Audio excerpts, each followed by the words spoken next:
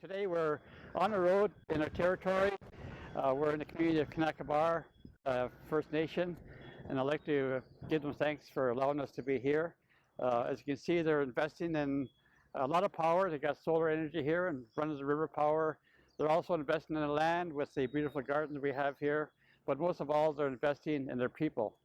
And today we're going to talk about a topic that we very rarely talk about, and that's rattlesnakes. And rattlesnakes, I've grown up in rattlesnake country most of my life, and the western rattlesnake is very predominant in the northern part of our territory, from Lytton to Lillooet to Ashcroft and into the Nicola Valley. Because the habitat in that area is very ideal for the rattlesnake. It's dry, rocky, and a lot of bunch grass and sagebrush in those areas. Perfect habitat for the rattlesnakes.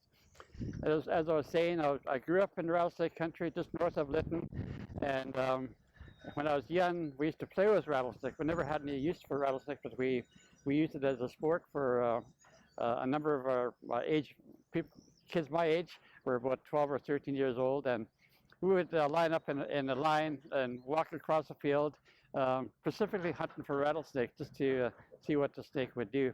And occasionally we would run into the snake, and we would circle the snake, and naturally the snake would be confused with the number of people around it, and it wouldn't know what to do, and just coiled up and rattled its rattles.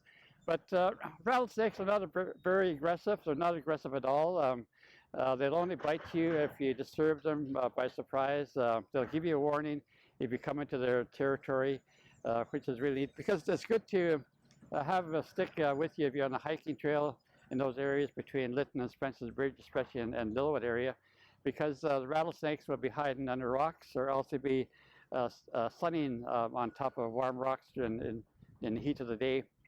But the rattlesnakes in our territory are on the endangered list. They're on the blue list according to the provincial wildlife regulations. They're observing the habitat, they're observing the growth of the snakes, and they're observing many aspects of the life of the rattlesnake to try and ensure that they maintain a population that's healthy.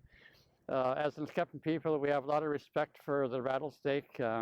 We don't hunt them and kill them off just for the sake of killing. Well, we respect the animals and the reptiles that live within our territory. In the past, I've heard that the rattlesnake venom has been used to poison the tips of arrows during wartime.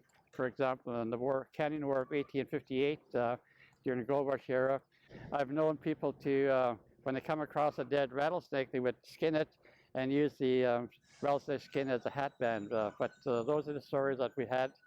One of the folklore that my grandfather always told me about the rattlesnake is never allow the powder of the rattlesnake rattles to get into your eyes, because it'll blind you.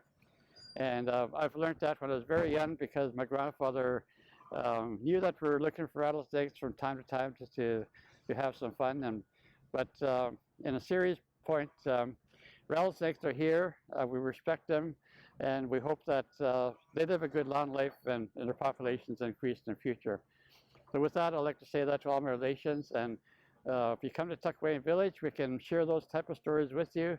We'll have some pictures available for you, and a lot of our knowledge keepers will also share really good stories that we have in our experiences with the western rattlesnake. Homal, Tuckkwiowhum.